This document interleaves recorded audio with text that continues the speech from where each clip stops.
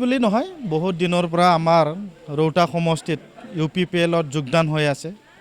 আমি এনেকুৱা ঢোল বজাই কোনো এনেকুৱা যোগদান কাৰ্যসূচী লোৱা নাই।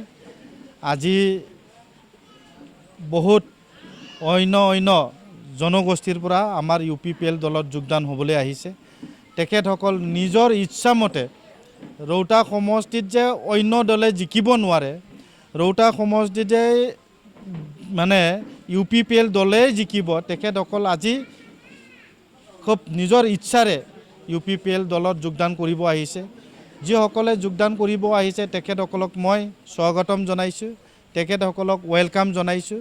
গতিকে মই খুব আশাবাদী যে আহি থকা দিনত ছেপ্টেম্বৰ মাহত যেতিয়া ইলেকশ্যন হ'ব তেতিয়া যোৱাবাৰতকৈ বহুত অধিক ভোট লাভ কৰিবলৈ সক্ষম হ'ব।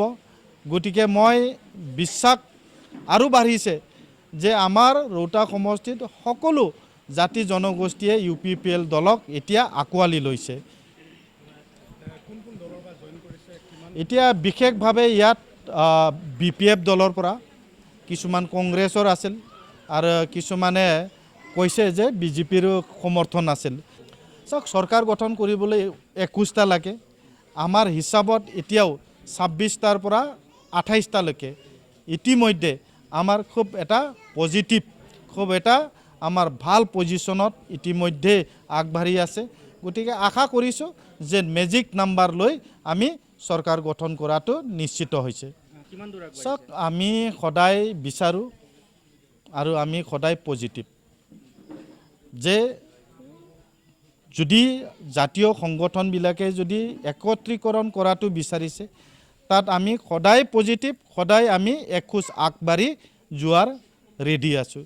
গতিকে আমাৰ UPPL দলৰ পৰা মোৰ ব্যক্তিগত মন্তব্য যে মই ক'ব বিচাৰোঁ যে এই যদি প্ৰক্ৰিয়া, সেই প্ৰক্ৰিয়া যদি ছাকচেছ হয় মই সুখী হ'ম আৰু আমি জাতিৰ কাৰণে এই BTR অঞ্চলটোৰ কাৰণে কাম কৰিবলৈ ওলাই আহিছোঁ।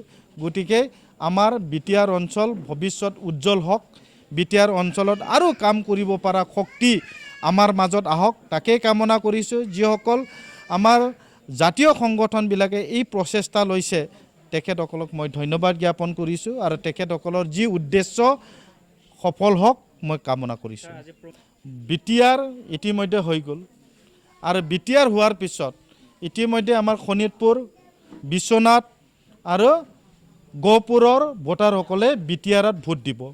গতিকে BTR হৈছে যিহেতু তেখেতে চিফ নহয়, সেই কথা তেখেতে নিজৰ মুখেৰে আজি কি স্বীকাৰ কৰি লৈছে, ঘোষণা কৰি লৈছে।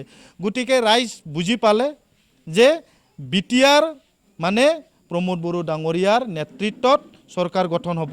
BTC হ'ল অতীত। গতিকে তেখেত অতীত হৈ গ'ল, তেখেত মুখৰ পৰা যি বাক্য ওলাল, গতিকে মই তেখেতক ধন্যবাদ জ্ঞাপন কৰিছোঁ। তেখেত আৰু ভৱিষ্যতে কেতিয়াও চিফ নহয়, সেই কথাটো তেখেত মুখৰ পৰাই যিহেতু ওলাল, মই তেখেতক ধন্যবাদ জ্ঞাপন কৰিছোঁ।